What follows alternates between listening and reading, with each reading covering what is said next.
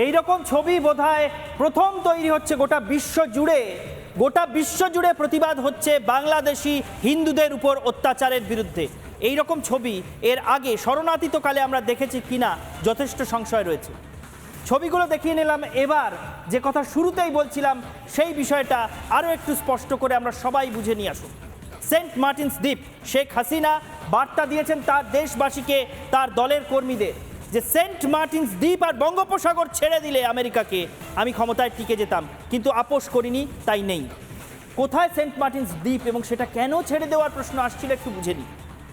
এই মানচিত্রটা দেখুন, টানাপোড়েনের ভরকেন্দ্রটা কোথায়? এখানে ভারত, এই অংশে বাংলাদেশ, এখানে রয়েছে মায়ানমার কিছুটা নিচে নামলে, এবং বাংলাদেশ এবং মায়ানমারের উপকূল যেখানে মিলেছে, বাংলাদেশের একেবারে দক্ষিণ পূর্ব অংশে, বাংলাদেশ উপকূলের দক্ষিণ পূর্ব অংশে মায়ানমারের কাছে, সেখানে রয়েছে সেন্ট মার্টিনস দ্বীপ। সেই সেন্ট মার্টিনস দ্বীপ এবং তার থেকে আরও কিছুটা নিচে নেমে এলে দেখতে পাচ্ছেন আবার আন্দামান শুরু হচ্ছে।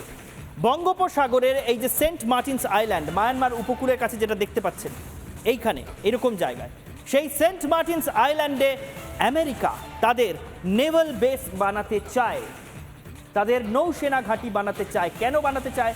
তার কারণ এই যে কোকো আইল্যান্ড দেখছেন আন্দামানের ঠিক ওপরে, কোকো আইল্যান্ড যেটা মায়ানমারের নিয়ন্ত্রণে রয়েছে, সেই কোকো আইল্যান্ড চীনের নিয়ন্ত্রণে চলে যেতে পারে বা চীনের হাতে মায়ানমার তুলে দিতে পারে। চীন সেখানে বড়সড় সামরিক পরিকাঠামো গড়ে তুলতে পারে, এরকম একটা জল্পনা কল্পনা বহুদিন ধরে চলছে। সুতরাং এই অঞ্চলে চীনেরও দাপট থাকতে পারে, আর এই অঞ্চলে ভারতের অজস্র বন্দর রয়েছে। সুতরাং আমেরিকাকে এখানে দাপট দেখাতেই হবে। তাই সেন্ট মার্টিনস বাংলাদেশের কাছ থেকে চেয়েছিল আমেরিকা, যাতে সেন্ট মার্টিনসে ঘাঁটি বানিয়ে গোটা বঙ্গোপসাগর অঞ্চলের নিয়ন্ত্রণ নেওয়া যায়। শেখ হাসিনা রাজি হননি। কিন্তু আমেরিকার এত মরিয়া চেষ্টা কেন, সেটা আরেকটা ম্যাপের মাধ্যমে বুঝে নিয়ে আসুন। গোটা ভারত মহাসাগরীয় অঞ্চলটাকে দেখাচ্ছি। এপাশে বঙ্গোপসাগর যেখানে সেন্ট মার্টিনস রয়েছে দেখাচ্ছিলাম, এপাশে আরব সাগর। এই দুই অঞ্চলে দুই বড় সামরিক শক্তির অজস্র বন্দর রয়েছে। বঙ্গোপসাগর জুড়ে এবং আরব সাগর জুড়ে যেহেতু ভারতের উপকূল রয়েছে, ভারতের একাধিক নৌসেনা ঘাঁটি এই অংশে রয়েছে। আর চীন, সেই চীন মায়ানমারের সঙ্গে সুসম্পর্কের খাতিরে কোকো আইল্যান্ডে দাপট জমানোর চেষ্টা করছে। চীন একই সঙ্গে পাকিস্তানে এসে আরব সাগরের গোয়াদারে তারা বন্দর তৈরি করেছে। আবার তার পাল্টা হিসেবে চাবাহার বন্দর, ইরানের চাবাহারে ভারত আরেকটা বন্দর লিজ নিয়েছে। তাহলে আরব সাগরের বুকে ভারত এবং চীনের অজস্র নৌঘাঁটি রয়েছে। এই অঞ্চলের নিয়ন্ত্রণ ভারত এবং চীন নিজের হাতে রাখতে পারছে, কিন্তু এই বিশ্বের মহাশক্তি আমেরিকা, তাদের কোনো নৌসেনা ঘাঁটি এই অঞ্চল জুড়ে নেই। এটা কি আমেরিকার পক্ষে মেনে নেওয়া সম্ভব? সুতরাং কৌশলগতভাবে এই সেন্ট মার্টিনস দ্বীপটা যদি বাংলাদেশের উপর চাপ দিয়ে আদায় করা যেত, তাহলে আমেরিকার জন্য সোনায় সোহাগা হতো। কিছুতেই হাসিনা রাজি হলেন না। এই হাসিনাকে কি ক্ষমতায় টিকে থাকতে দেওয়া যায় সৃজিতা? হয়তো এই কারণেই, যেহেতু কথা বলেও লাভের লাভ হলো না, তাহলে সিংহাসন নড়িয়ে দাও যেন তেন প্রকারে। আর ঠিক সেই প্রচ্ছন্ন মদতটাই হয়তো বাংলাদেশে আমরা বিগত 2-3 মাসে দেখতে পেয়েছি। তবে এর বাস্তব ভিত্তি রয়েছে কিনা, প্রাক্তন সেনা কর্তা কর্নেল কুনাল ভট্টাচার্যের সঙ্গে আমরা কথা বলেছিলাম, শুনুন তিনি কি বলেছেন। আমেরিকা অনুরোধ করেছিল এবং প্রেশার বানায় যে এই সেন্ট মার্টিন আইল্যান্ড, যেটা বার্মার থেকে অ্যাকচুয়ালি কাছে, এই জায়গায় একটা স্ট্র্যাটেজিক পোর্ট বা একটা অকুপেশন, একটা দ্বীপে আমেরিকান আর্মি ডিফেন্স রাখার চেষ্টা করছিল। যে মালাক্কা প্রণালী, যেখান দিয়ে বেশিরভাগ আমেরিকার,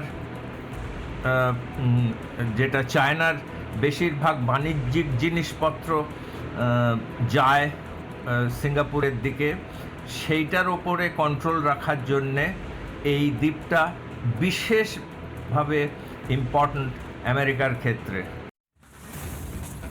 শুনলেন নিরাপত্তা বিশেষজ্ঞ হিসেবে তার মতামত রাখলেন অবসরপ্রাপ্ত সেনাকর্তা কুনাল ভট্টাচার্য। শুনলেন যে কথা আমরা বলছিলাম, তিনিও একই কথা ভাবছেন যে আমেরিকা এই অঞ্চলে নিজের দাপট জমাতে চাইছে। নানা কারণে, অর্থনৈতিক, সামরিক, নানা কারণে, বাণিজ্যিক নানা কারণে। এবং তার জেরে আজকে তার অন্তিম ফলশ্রুতিটা কি হচ্ছে? বাংলাদেশের 1 কোটি হিন্দু বা সংখ্যালঘু জনসংখ্যা তারা কচুকাটা হচ্ছে একদল দুর্বৃত্তের হাতে। কিন্তু গোটা বিশ্ব এবার আর থেমে নেই। এই চক্রান্তের বিরুদ্ধে চতুর্দিক থেকে আওয়াজ উঠতে শুরু করেছে। চতুর্দিক থেকে আওয়াজ উঠছে মানে একটু আগেই আমরা ছবি দেখাচ্ছিলাম যে উত্তর আমেরিকার বিভিন্ন দেশ, সেটা কানাডা হোক, সেটা আমেরিকা যুক্তরাষ্ট্রের বিভিন্ন প্রান্ত থেকে হোক, ইউরোপের বিভিন্ন দেশ হোক, সর্বত্র প্রতিবাদ শুরু হয়েছে বাংলাদেশি হিন্দুদের উপর আক্রমণ হওয়ার বিরুদ্ধে। ঠিক কিছুদিন আগে একদল যেমন গোটা বিশ্বে হ্যাশট্যাগ নামিয়েছিলেন all eyes on Gaza, all eyes on Rafah, ঠিক একইভাবে এবার সকলে বলছেন all eyes on Bangladeshi Hindus. এবং শুধুমাত্র মার্কিন বিরোধী দেশগুলো এই কথা বলছে এমন নয়।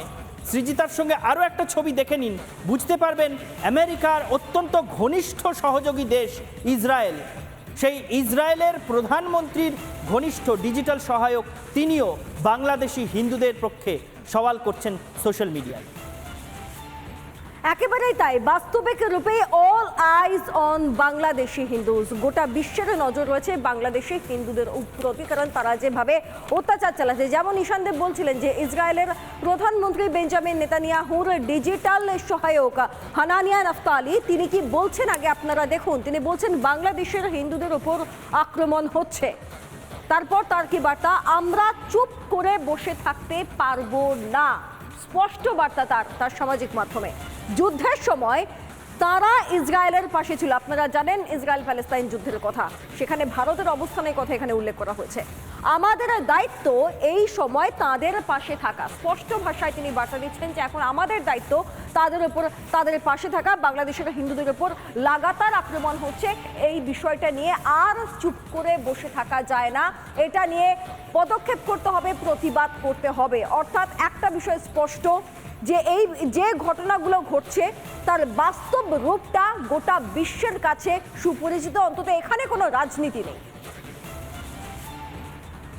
গোটা বিশ্ব জুড়ে এই যে প্রতিবাদ শুরু হয়েছে সেটা এমনি হয়নি। সেই ছবি আমরা রোজ তুলে ধরছি। শুধু বাংলাদেশে হওয়া অত্যাচারের ছবি নয়, ভারতের সীমান্তে, বিশেষ করে পশ্চিমবঙ্গের সীমান্তে রোজ শয়ে হাজারে মানুষ এসে ভিড় জমাচ্ছেন ভারতে আশ্রয় চেয়ে, সেই ছবিও আমরা দেখিয়েছি। এর আগের দিন আমরা দেখিয়েছিলাম যে অল ইন্ডিয়া মতুয়া মহাসংঘ চিঠি দিয়েছে ভারতের প্রধানমন্ত্রীকে এবং বলা হয়েছে যারা সীমান্তে এসে দাঁড়িয়ে রয়েছে তাদের জন্য খাবারের ব্যবস্থা করুন, তাদের জন্য নিরাপদ আশ্রয়ের ব্যবস্থা করুন। এবার দেশের শাসক দল বিজেপির সাংসদ, যিনি মতুয়া অঞ্চল থেকেই জয়ী হয়েছেন, শ্রী জগন্নাথ সরকার, তিনি স্পষ্ট ঘোষণা করলেন আগামীকাল থেকেই তিনি রাস্তায় নামছেন। সীমান্তে যারা অপেক্ষায় তাদের জন্য দরকার হলে তিনি খাবারের ব্যবস্থা করবেন। কি বলছেন জগন্নাথ সরকার, শুনুন। ওপারে যারা এসে আছে তারা ঠিকমতো খাবার পাচ্ছে না, ওপারে তারা অত্যাচারিত, এপারে ঢুকতে পারছে না। এই অবস্থা চলতে পারে না। তাই তাদের পাশে দাঁড়ানো আমাদের কর্তব্য, নৈতিক দায়িত্ব রয়েছে। আমি তাই কালকের থেকেই পথে নামবো তাদের সহযোগিতার জন্য, সাহায্যের জন্য। ভারত সরকারের কাছে ইতিমধ্যেই আমি আবেদন জানিয়েছি। দেখুন, ভারতের প্রধানমন্ত্রী নরেন্দ্র মোদী ইতিমধ্যেই খুব স্পষ্ট বার্তা দিয়েছিলেন যে বাংলাদেশের সংখ্যালঘু হিন্দুদের ওপরে নজর রাখতে। আজকে আরেকজন সাংসদের কথা অন্তত স্পষ্ট হলো ভারতের অবস্থান বাংলাদেশি হিন্দুদের নিয়ে। একেবারেই তাই, ভারতের প্রধানমন্ত্রী স্পষ্ট বার্তা দিয়েছেন মোহাম্মদ ইউনুসকে, যিনি এখন সেখানকার সরকারের প্রধান উপদেষ্টা, যে বাংলাদেশে সংখ্যালঘুদের নিরাপত্তা সুনিশ্চিত করা হোক। ভারত সরকার ইতিমধ্যে কমিটিও গড়ে দিয়েছে পরিস্থিতির উপর নজর রাখতে। আর আজ আরেক সাংসদ জানিয়ে দিলেন কাল থেকে তিনি নিজেই পথে নামবেন এদের সহায়তার জন্য। ঘটনা প্রবাহ কোন দিকে গড়ায় আমরা সারাক্ষণ নজর রাখবো, তুলে ধরবো আপনাদের সামনেও। বাংলার প্রাইম টাইম আজকের মতো শেষ করছি এখানেই। দেখতে থাকুন রিপাবলিক বাংলা।